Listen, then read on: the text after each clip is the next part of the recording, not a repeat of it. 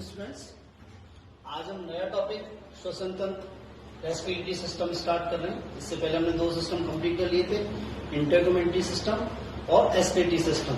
ठीक है, आज हम शुरू कर रहे हैं श्वसन तंत्र। तो देखो, श्वसन तंत्र होता क्या है, श्वसन की आवश्यकता क्या है, क्यों है। ठीक है, होता क्या है, हमारे शरीर में बहुत सारी उपापचयी क्रियाएं होती रहती हैं।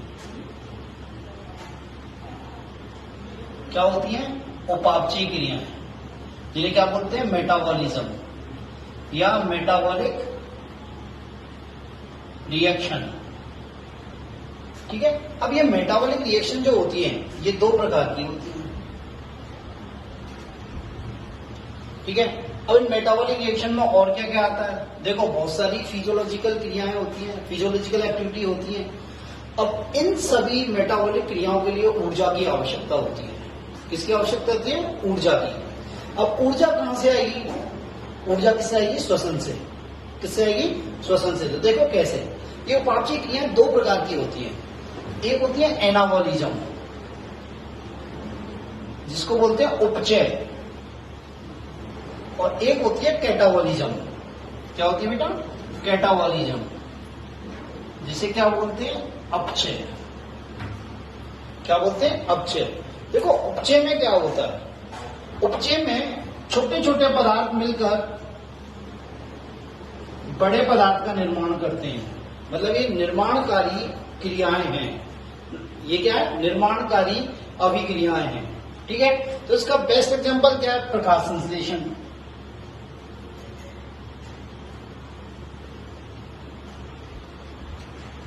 क्या है? प्रकाश संश्लेषण।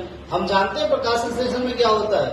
कार्बन डाइऑक्साइड, वाटर, ठीक है, सनलाइट और क्लोरोफिल मिलकर क्या बनाते हैं? ग्लूकोज बनाते हैं। देखो, CO2 plus H2O plus sunlight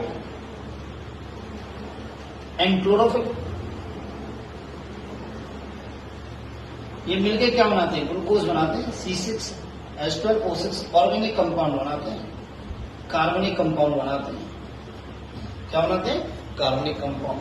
ठीक है, तो ये हो गई उपचय। उपचय मीन्स निर्माणकारी अभिक्रिया। इसमें क्या होता है? छोटे छोटे पदार्थ मिलकर बड़े पदार्थ का निर्माण करते हैं। ठीक है, कैटाबॉलिज्म क्या है? अपचय। ये उपचय की बिल्कुल विपरीत है। इसमें क्या होता है? बड़े पदार्थ टूटकर छोटे छोटे पदार्थों का निर्माण करते हैं। किसका निर्माण करते हैं? छोटे छोटे पदार्थों का निर्माण करते हैं। इसका एग्जाम्पल क्या है? श्वसन। क्या बेटा? श्वसन।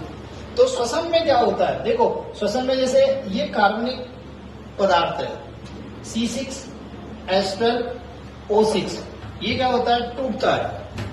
क्या टूटता है? ये ऑक्सीजन की उपस्थिति में भी टूटता है और अनुपस्थिति में टूटता है। तो ये हमें क्या देता है? एनर्जी देता है, ऊर्जा देता है। ठीक है, CO2 निकलती है और क्या? H2O निकलता है। तो क्या हुआ? एक बड़ा पदार्थ किसमें टूट गया? छोटे छोटे पदार्थों में। अब ये ऊर्जा जो होती है, ये ऊर्जा जो यहां से हमें प्राप्त हुई है, ये ऊर्जा किसके काम आती है बेटा? इन सभी मेटाबॉलिक रिएक्शनों को चलाने के लिए, या हमारी बॉडी की जितनी क्रियाएं हैं उनको चलाने के लिए ऊर्जा कहां से आती है? श्वसन से आती है। श्वसन मीन्स ऊर्जा का निर्माण किसके द्वारा? कार्बनिक पदार्थों के ऑक्सीडेशन से। कार्बनिक पदार्थों के ऑक्सीडेशन से। तो ये है श्वसन। तो श्वसन की क्रिया किस लिए आवश्यक है? ऊर्जा की प्राप्ति के लिए। ऊर्जा की प्राप्ति के लिए। ठीक है, तो देखते हैं।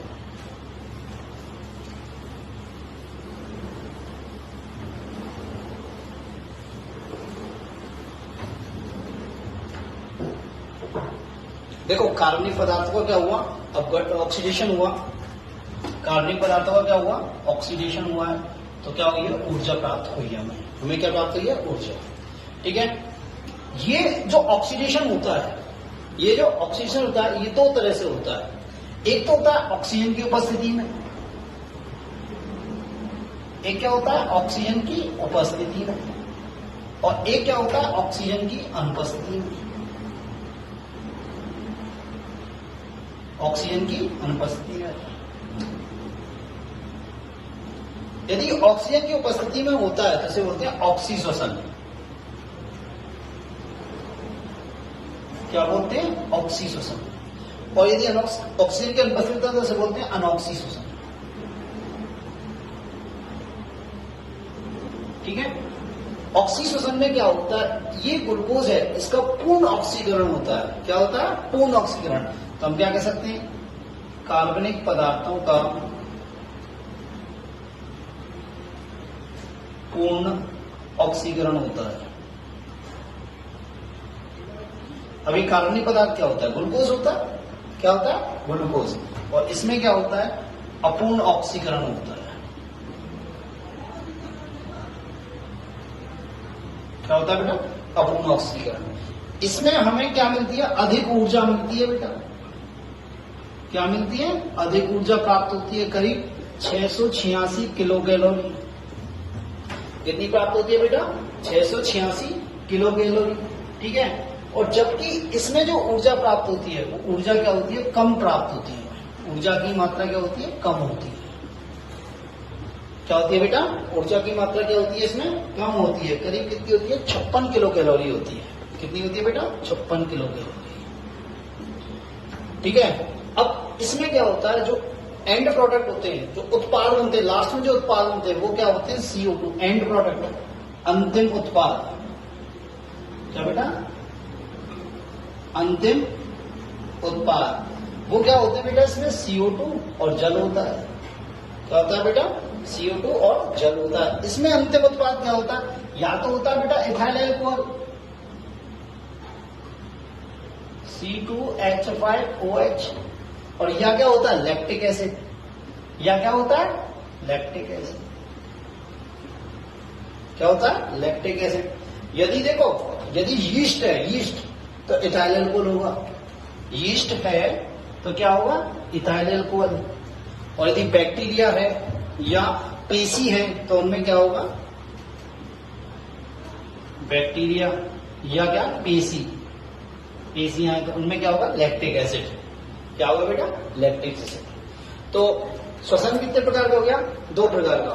किसके आधार पर? ऑक्सीजन की उपस्थिति के आधार पर। यदि ऑक्सीडेशन, ऑक्सीजन की उपस्थिति में हो रहा था ऑक्सीश्वसन, यदि ऑक्सीजन की अनुपस्थिति में होता है अनऑक्सीश्वसन। ठीक है। ऑक्सीजन में क्या होता है? कार्बनिक पदार्थों का पूर्ण ऑक्सीकरण होता है, मतलब ग्लूकोज का पूर्ण ऑक्सीकरण होता है। इसमें क्या होता है? अपूर्ण ऑक्सीकरण होता है। इसमें अधिक ऊर्जा मिलती है। कितनी? 686 किलो कैलोरी। और इसमें कितनी हमें? कम, 56 किलो कैलोरी ऊर्जा मिलती है। इसका अंतिम उत्पाद क्या होता है? CO2 और H2O, कार्बन डाइऑक्साइड और वाटर। जबकि इसका क्या होता है बेटा? इथाइल अल्कोहल, C2H5OH, यीस्ट कोशिका में। और यदि ये बैक्टीरिया है या पेशी है तो ये क्या होगा? Lactic acid. क्या होगा बेटा? Lactic acid. ठीक है। नेक्स्ट देखें, श्वसन को 2 भागों में बांटा गया है। ठीक है। देखो, अब श्वसन के 3 प्रकार होते हैं। श्वसन जनरली 3 प्रकार का होता है: बाह्य श्वसन, आंतरिक श्वसन और कोशिकीय श्वसन। देखो, बाह्य श्वसन में होता क्या है? बाह्य श्वसन में क्या होता है? गैसों का आदान प्रदान किस किस के मध्य होता है? वातावरण और फुफ्फुस के मध्य। तो हम क्या कह सकते हैं? गैसों का आदान प्रदान किस किस के मध्य हो रहा है? वातावरण और गैसों के मध्य। तो वातावरण और फुफ्फुस, एक्चुअली लंग्स में, फुफ्फुस में क्या होती है? कुपिकाएं होती है बेटा। क्या होती है? कुपिकाएं। कुपिकाओं के मध्य क्या होता है? गैसों का आदान प्रदान हो रहा है। देखो क्या हो रही है? वातावरण से ऑक्सीजन कहाँ जा रही है? कुपिकाओं में। और कुपिकाओं से CO2 कहाँ आ रही है? वातावरण में। ठीक है। तो इसे बाह्य श्वसन कहते हैं।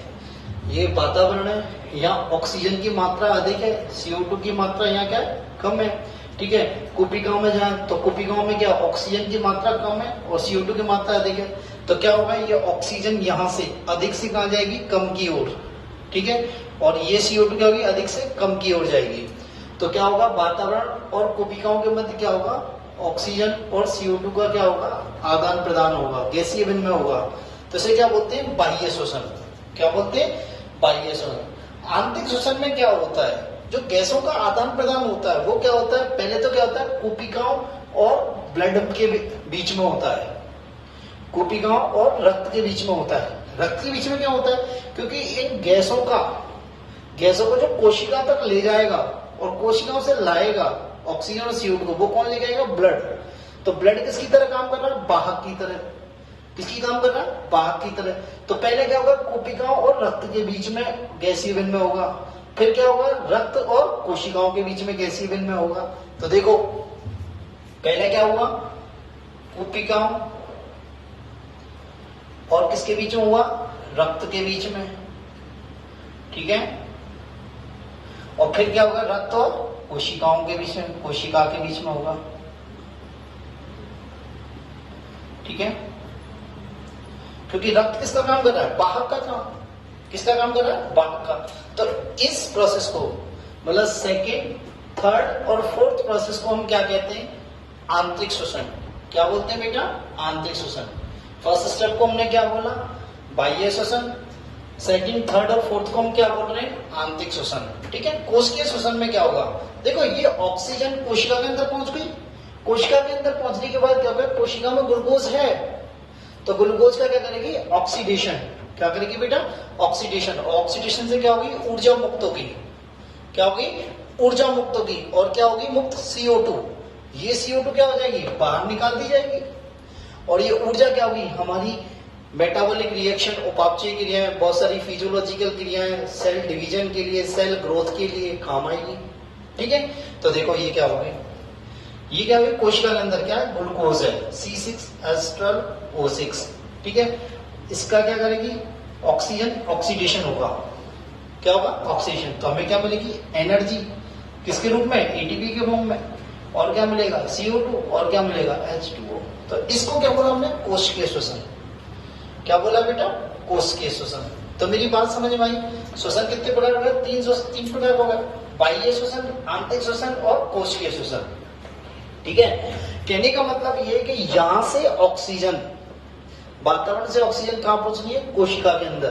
क्योंकि ग्लूकोज कहां पे? कोशिका के अंदर। तो कोशिका के अंदर जब ऑक्सीजन पहुंचेगी तो ऑक्सीडेशन होगा। क्या होगा? ऑक्सीडेशन। तो देखो कैसे पहुंचेगी? वातावरण से पहले पहुंचेगी कोशिकाओं में। कोशिका से कहां पहुंचेगी? रक्त में। रक्त कहां ले जाएगा? से कोशिकाओं के पास, फिर कोशिका के पास पहुंचेगी। पहुंच गई, यहाँ ऑक्सीडेशन किया, ऑक्सीडेशन तो ऊर्जा प्राप्त हो गई। और क्या हो गया? CO2। अब ये CO2 बाहर निकल गई, तो ये कैसे निकली? कोशिका से वातावरण में कैसे जाएगी? पहले कोशिका से कहां जाएगी? रक्त में। रक्त से कहां जाएगी? कोशिका में। और कोशिका से कहां जाएगी बेटा? वातावरण में, ठीक है। तो ये हो गया हमारा 3 प्रकार का श्वसन, ठीक है। अब आता है श्वसन। मानव में श्वसन तंत्र को 2 भागों में बांटा गया है।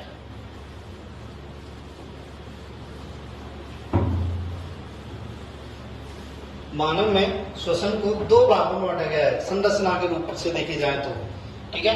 तो श्वसन तंत्र को 2 भागों में बांटा गया है, श्वसन मार्ग और फेफड़े। इसको क्या बोलते हैं? Respiratory tract.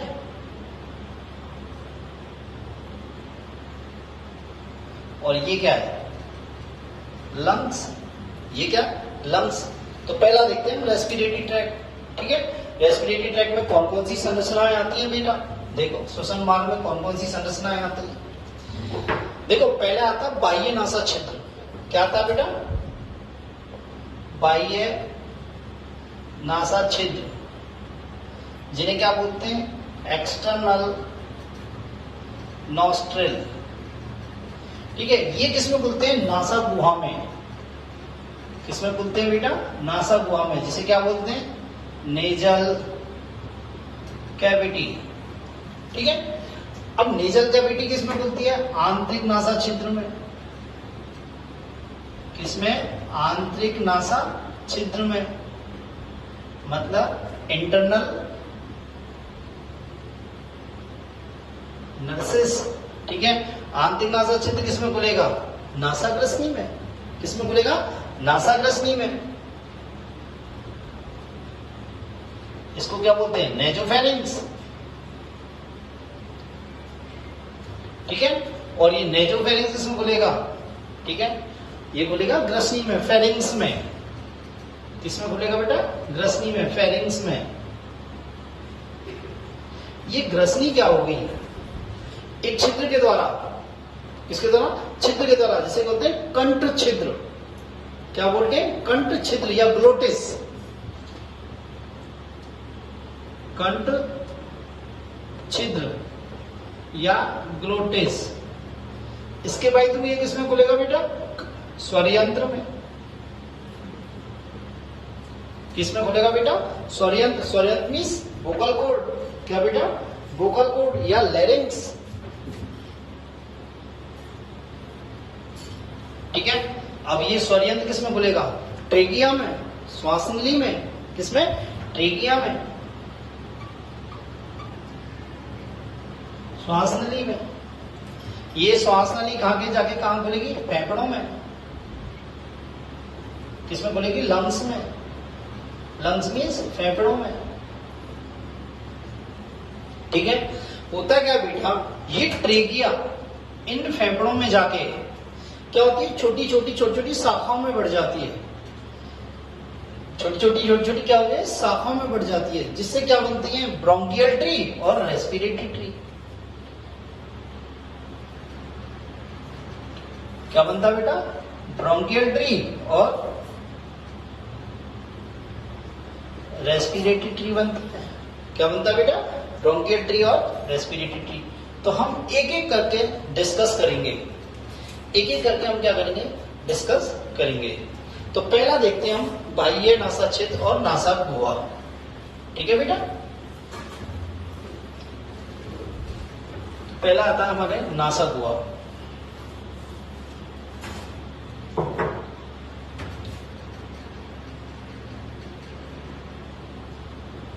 देखो बेटा, बाह्य नासा छिद्र, ये बाह्य नासा छिद्र दो ऊपर के, ये जो नासा द्वार भी कहते हैं, ये बाह्य नासा छिद्र किसमें होते हैं? नासा गुहा में। ये बाह्य नासा छिद्र कितने होते हैं? दो होते हैं। कितने होते हैं? दो होते हैं। और कैसे होते हैं? गोल होते हैं या अंडाकार होते हैं? गोल होते हैं या अंडाकार होते हैं। और कहाँ होते हैं? ऊपरी होठ पे उपस्थित होते हैं। ऊपरी होठ के ऊपर उपस्थित होते हैं। तो इसमें कौन बोलता है? बाह्य नासा द्वार या छिद्र। कैसे होते हैं ये? संख्या में दो। संख्या में कितने बेटा? दो। ठीक है। और कैसे? अंडाकार या गोलाकार। और कहां उपस्थित हैं? ऊपरी होठ के ऊपर। ऊपरी होठ के ऊपर उपस्थित होते हैं। ऊपरी होठ के ऊपर उपस्थित होते हैं। और किसमें खुलते हैं? नासा गुहा में। किसमें खुलते हैं? नासा गुहा में। किसमें खुलते हैं बेटा? नासा गुहा में। अब देखो बेटा, ये नासा गुहा, ये वाला पोर्शन क्या है? हमारा पूरा नासा गुहा है। ये वाला पोर्शन क्या है? नासा गुहा है। ये नासा गुहा क्या होती है? देखो, ये एक छिद्र अलग खुल रहा है, एक छिद्र अलग, एक नलिका लाइक संरचना में खुलता है। तो ये नासा गुहा में क्या होती है? एक नेजल सेप्टम या नासा पट्ट के द्वारा दो भागों में विभाजित होती है, जिन्हें कहते हैं नासा कोष्ठ कहते हैं। एक नासा कोष्ठ ये लेना और एक नासा कोष्ठ ये लेना। ठीक है। तो देखते हैं नेक्स्ट नासा गुहा। तो नासा गुहा क्या होती है बेटा? नासा गुहा किसमें डिवाइड होती है? नासा कोष्ठों में। किसके द्वारा? नेजल सेप्टम के द्वारा। किसके द्वारा बेटा? नेजल सेप्टम के द्वारा। तो नासा गुहा किसके द्वारा? नासा पट्ट के द्वारा। इसे क्या बोलते हैं? Nasal septum. इसे नेजल कैविटी भी कह सकते हैं। ये किस में डिवाइड हो रही है?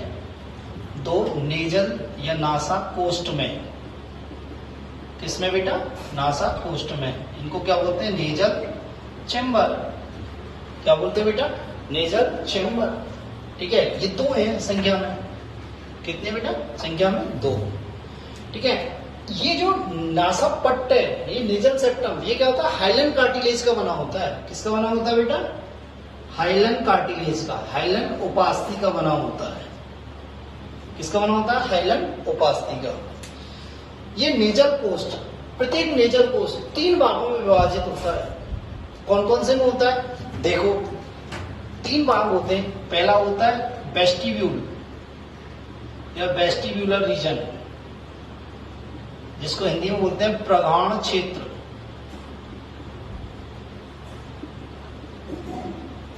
दूसरा होता है रेस्पिरेटरी रीजन,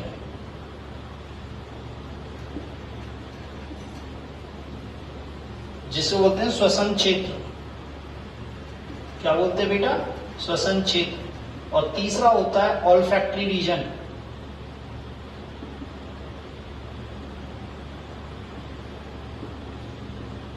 घ्राण क्षेत्र।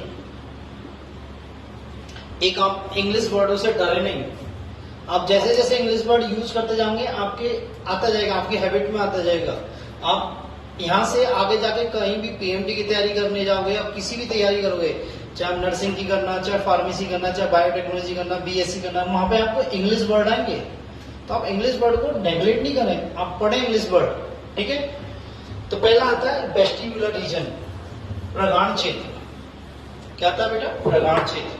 तो देखो इस प्रगाढ़ क्षेत्र में क्या होता है, ये प्रगाढ़ क्षेत्र क्या होता है, जस्ट सबसे आगे वाला भाग होता है, ये आगे वाला जहां पे ये रोम होते हैं ना, बाल होते हैं, फिर हम कहते हैं नाक के बाल होते हैं, उस क्षेत्र को क्या बोलते हैं? प्रगाढ़ क्षेत्र।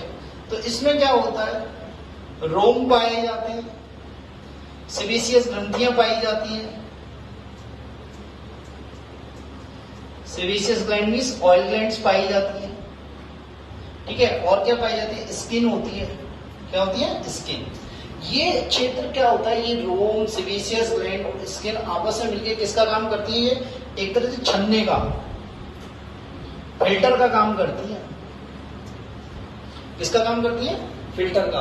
और क्या होता है, जो एयर हमारे सांस नली में जा रही है, जो हमारे श्वसन क्षेत्र में जा रही है, उस एयर को छानने का काम करती है। उस एयर को क्या करती है? छानने का काम करती है। जिससे क्या होता है, यदि उसमें कोई डस्ट पार्टिकल है, ठीक है, और बड़े डस्ट पार्टिकल या छोटे डस्ट पार्टिकल, उनको यही रोक लेते हैं। ये क्या कर लेते हैं? यही रोक लेते हैं, ठीक है। ये प्रगाढ़ क्षेत्र हुआ। नेक्स्ट आता है बेटा रेस्पिरेटरी रीजन। क्या आता है? Respiratory reason. देखो बेटा, ये जो श्वसन क्षेत्र है, ये श्वसन क्षेत्र है, ये क्या है बेटा? सबसे लंबा क्षेत्र है। और कैसा? घुमावदार। कैसा बेटा? एक तो सबसे लंबा क्षेत्र है, एक है घुमावदार क्षेत्र है, ठीक है, ये वाला। इसमें ब्लड सप्लाई बहुत अधिक होती है, तो ये कैसा होता है? संवहनीय होता है। यदि हम नाक के अंदर झांक के देखें तो हमें पिंक कलर का सा क्षेत्र दिखता है, पिंक कलर की सी उपकला दिखती है, क्षेत्र दिखता है, उसे क्या बोलते हैं? श्वसनीय क्षेत्र। तो ये कैसा होता है? लंबा क्षेत्र होता है एवं घुमावदार होता है, संवहनीय होता है। क्या होता है बेटा? संवहनीय होता है। ये घुमावदार क्यों होता है? क्या होता है बेटा कि इस भाग में 3 अस्थियों के उभार पाए जाते हैं, या अस्थि में उभार पाए जाते हैं। अस्थि में उभार पाए जाते हैं, ठीक है। और वो कौन कौन सी अस्थि होती है? एक तो होती है नेजल, एक होती है एथमॉइड, और एक होती है मैक्सिला। इन अस्थियों के उभार पाए जाते हैं, और उभारों को क्या होता है, ये उभार जो होते हैं इसको घुमावदार बना देते हैं। उन उभारों को क्या बोलते हैं? नेजल कॉन्चे। क्या बोलते हैं बेटा? नेजल कॉन्चे। क्या बोलते हैं बेटा? नेजल कॉन्चे। नेक्स्ट जो इंपॉर्टेंट बात क्या आती है, जो श्वसन क्षेत्र होता है, जो ये ढका हुआ होता है, वो एक विशेष प्रकार की उपकला से ढका होता है। एक विशेष प्रकार की उपकला से ढका होता है, उसे क्या बोलते हैं? PSCCGE। देखो क्या नाम होता है इसका? Pseudo stratified ciliated columnar glandular epithelium. आप 4 बार इस वर्ड को पढ़ोगे, आपके मुंह पे चढ़ जाएगा ये।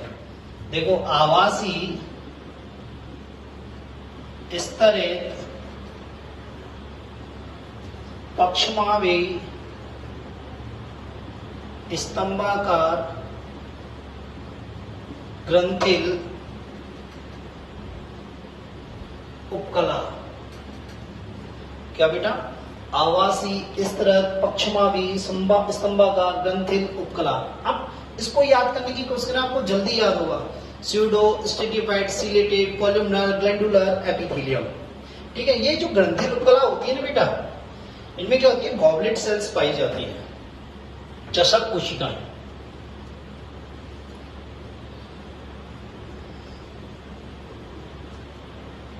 जो किसका स्राव करती है? म्यूकस का स्राव करती है। किसका स्राव करती है? श्लेष्मा का स्राव करती है।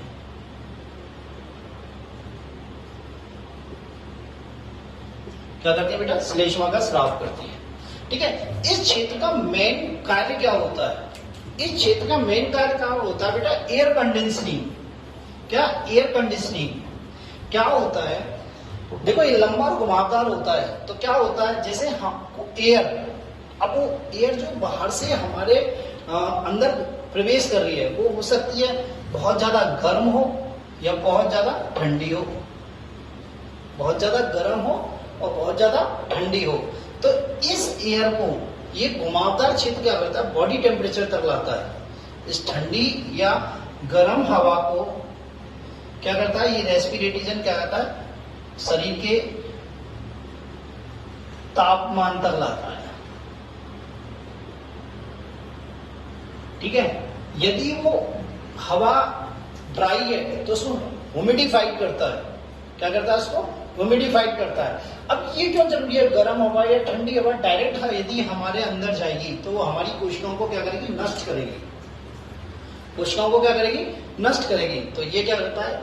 हमारी जो बॉडी के अंदर जो एयर प्रवेश करेगी श्वसन मार्ग के वायु, उसको क्या करता है? एयर कंडीशनिंग करता है। क्या करता है बेटा? एयर कंडीशनिंग करता है।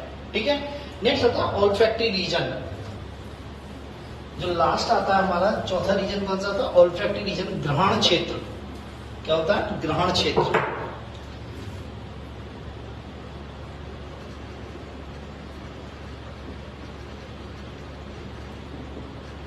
ये सबसे लास्ट का सबसे अंतिम रीजन होता है, सबसे अंतिम भाग होता है। और होता है क्या बेटा? इस वाले भाग में क्या होता है?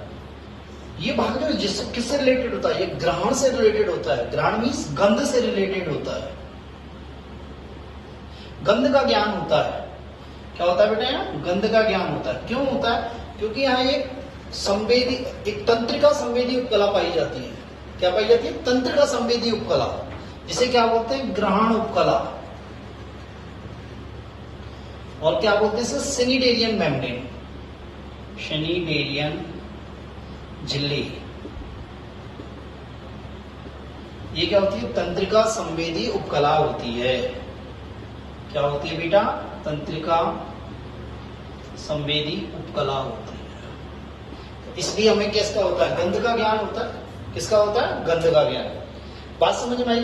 तो ये हो गया हमारा, क्या हो गया कि श्वसन मार्ग कैसा हो गया हमारा?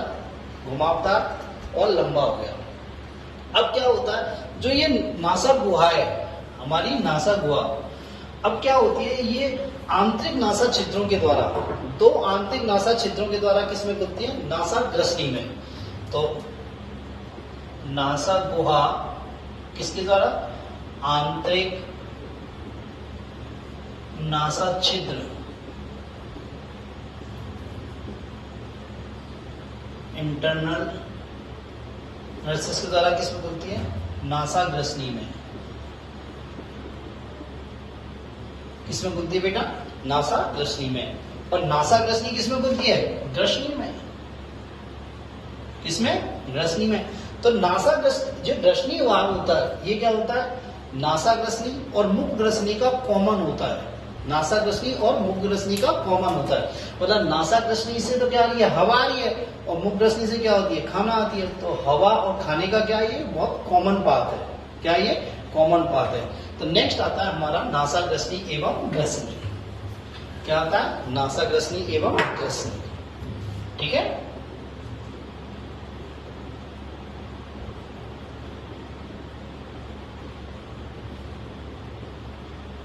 नेजोफेरेंस एंड फेरेंस।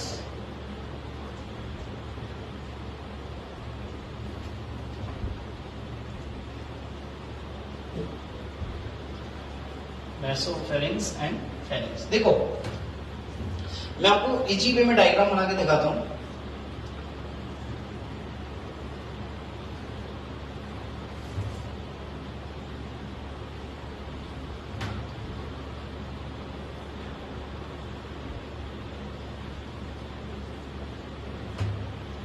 ये हमारा मुख, ऐसा मुंह मान लो, ठीक है, ये वाला पोर्शन। तो होता क्या बेटा, ये दो भागों में विभाजित होता है। देखो ये तो बाह्य नासा छिद्र और ये मुख है, ये बाह्य नासा छिद्र है। मैं थोड़ा समझाने के लिए बोल रहा हूं, ये मुख है, ठीक है, डायग्राम ऐसा बना रहा हूं।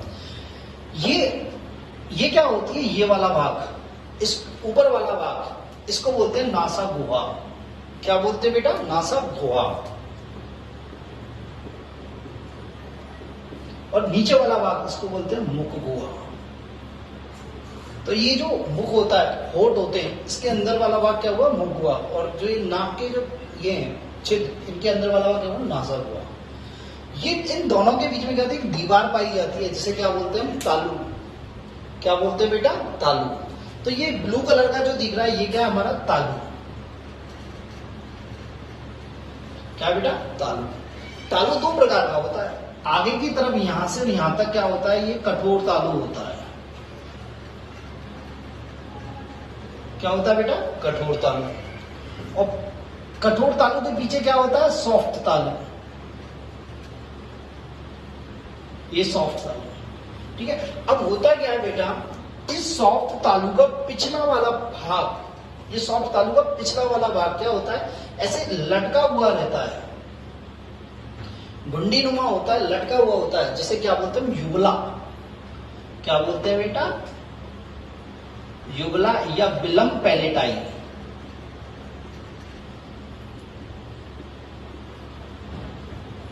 युगला या बिलम पैलेटाई।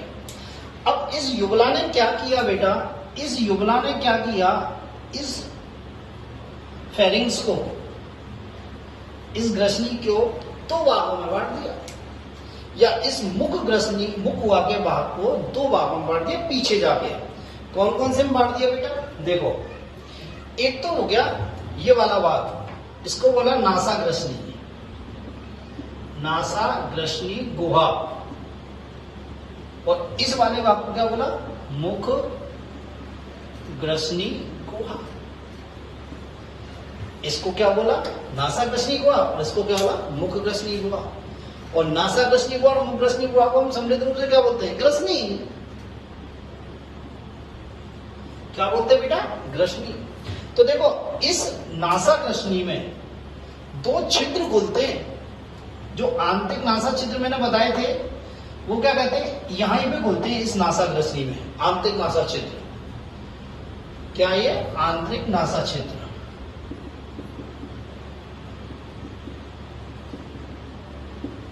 अब होता क्या मेरे बच्चों, जब खाना खाते हैं, खाना निगलते हैं, तो क्या करता है, ये युगला ऊपर उठ के इन दोनों आंतरिक नासा छिद्रों को क्या कर लेता है, ढक लेता है।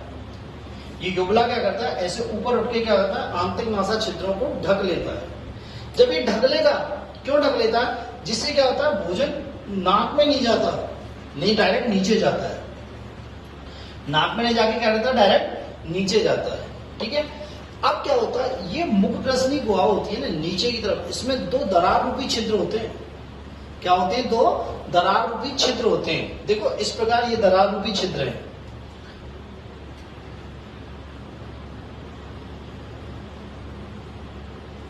एक तो होता है आगे की तरफ, एक होता है पीछे की तरफ। ये जो पीछे वाला होता है, इस छिद्र को बोलते हैं निगल द्वार। क्या बोलते हैं बेटा, निगल द्वार।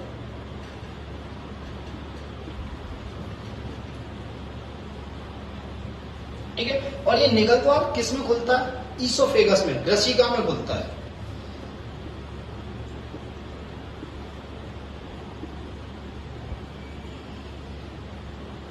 ये ईसोफेगस किसका भाग है, आहार नाल का। तो ये क्या हो गया बेटा, आहार नाल वाला भाग है। क्या बेटा, ये आहार नाल वाला भाग है। और जो ये आगे की तरफ होती है, ये जो आगे की तरफ होती है, इसको क्या बोलते हैं हम बेटा, कंठ द्वार। क्या बोलते हैं बेटा, कंठ द्वार।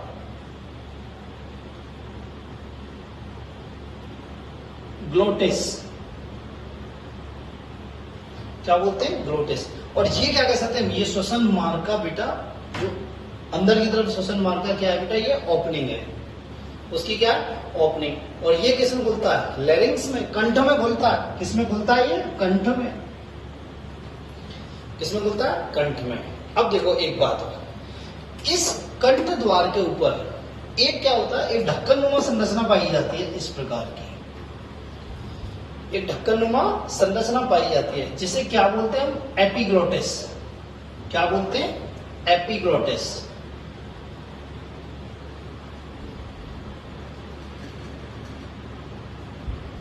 क्या बोलते हैं बेटा? एपिग्लोटिस।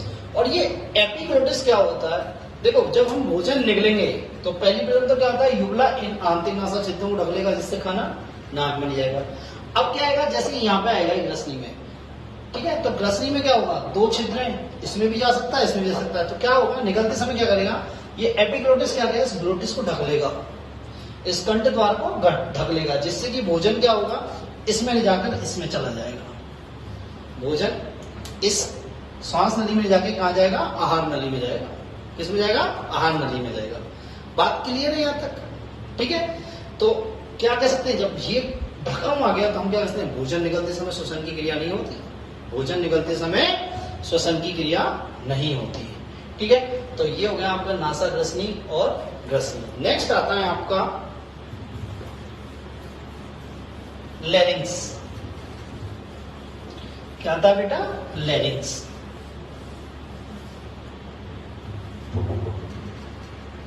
स्वर यंत्र।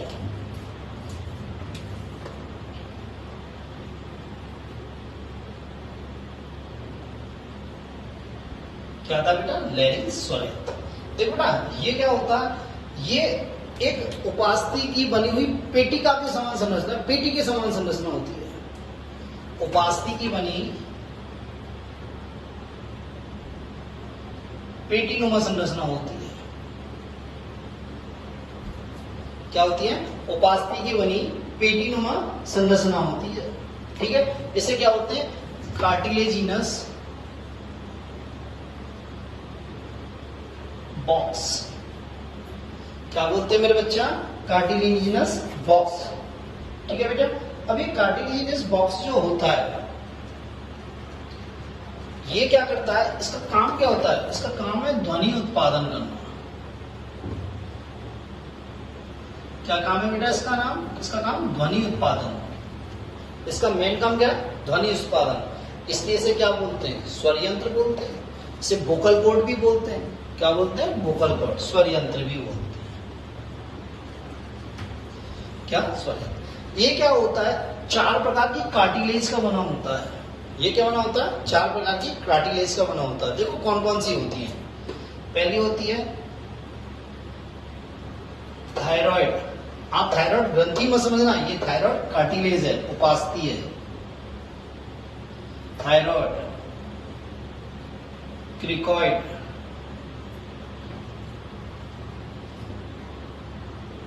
अरेटिनॉइड और सेंट्रोनी। थायराइड, क्रिकॉइड एवं सेंट्रोनी, ये चार उपास्थि होती हैं। ठीक है, ये उपास्थि होती है संख्या में एक होती है, ये भी संख्या में एक होती है, ये संख्या में दो होती है और ये संख्या में दो होती है। ठीक है, ये उपास्थि ये होती है ना, ये सी शेप की होती है। किसकी होती है? सी शेप की, सी आकृति की होती है। ये कैसी होती है बेटा? ये होती है रिंग जैसी, सिगरेट रिंग, मुद्रिका जैसी। जैसे ये जो मोती वाली रिंग आती है ना, ये वाली रिंग इस प्रकार से, तो ये कहते हैं सिग्नेट रिंग, मुद्रिका जैसी। ठीक है, ये एरेटिनॉइड जो होती है कैसी होती है? पिरामिड शेप की। कैसी होती है बेटा? पिरामिड शेप की, पिरामिड आकार की। और ये जो होती है बेटा सेंट्रोनी, कार्टिलेज ऑफ सेंट्रोनी, ये कहते हैं गेंदाकार होती है। क्या होती है? गेंदाकार। ये तीनों थायराइड, क्रिकॉइड और अरेटिनॉइड, ये किसकी बनी होती है? हाइलैंड कार्टिलेज की।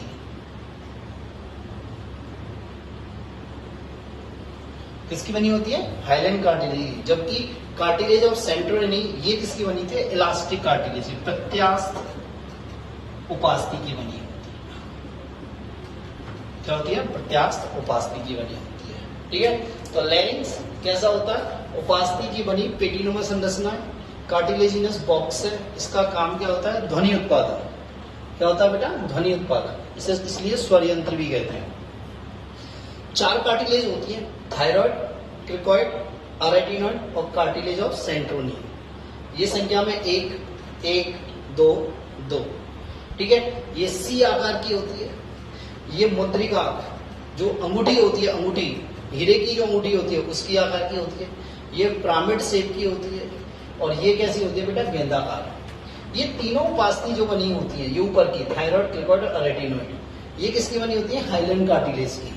जबकि ये सेंट्रोनी किसकी बनी होती है? प्रत्यास्थ उपास्थि की। किसकी बनी होती है बेटा? प्रत्यास्थ उपास्थि की। ठीक है। होता क्या है जनरली मैं आपको बताऊं, जो ये वॉइस कोड होता है या लैरिंग्स होता है, ये क्या होता है? नर में तो क्या होता है? ये बड़ा होता है। मादा में क्या होता है? छोटा होता है, पतला होता है। छोटा होता है और पतला होता है। इसलिए क्या होती है? मादा की आवाज जो होती है वो हाई पिच होती है। क्या होती है? हाई पिच, पैंगी होती है। जबकि नर की कैसी होती है? भारी होती है। कैसी होती है? भारी। दूसरी बात, ये थायराइड कार्टिलेज है ना, थायराइड कार्टिलेज, इस पे क्या होता है? थायराइड कार्टिलेज पे एडम एप्पल पाया जाता है बेटा, एडम्स एप्पल। ये हम जो देख रहे हो यहाँ पे गुठला सा जो पाया जा रहा है, इसमें ये एडम एप्पल पाया जाता है। और ये क्या होता है? जो नर होता है उसका सेकेंडरी, द्वितीयक सेक्सुअल कैरेक्टर है।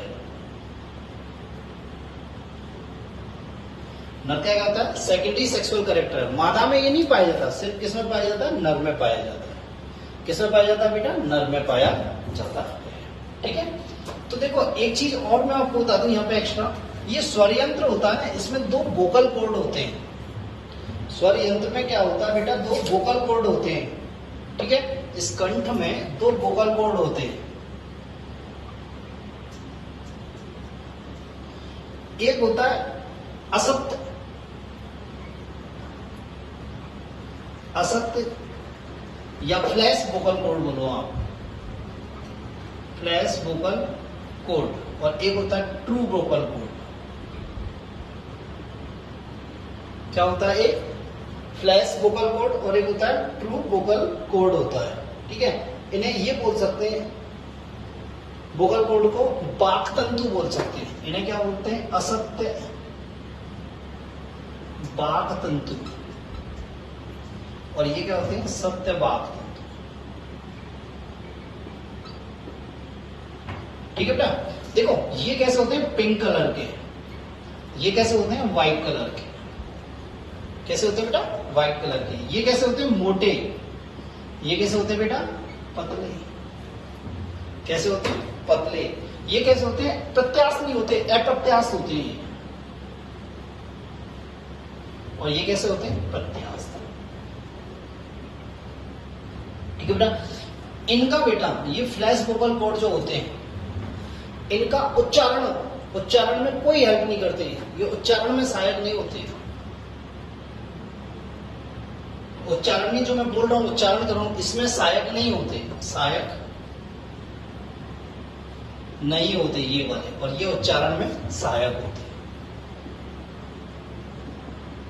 ये उच्चारण में क्या होते बेटा? सहायक होते। क्या होते मेरे बच्चा? उच्चारण में सहायक होते हैं। तो कंठ में कितने प्रकार के हो गए? 2 प्रकार के वोकल कॉर्ड हो गए। एक तो क्या हो गए? असत्य वोकल कॉर्ड या मिथ्या वाक् तंतु बोलते हैं, मिथ्या। ये हो गए सत्य। ठीक है।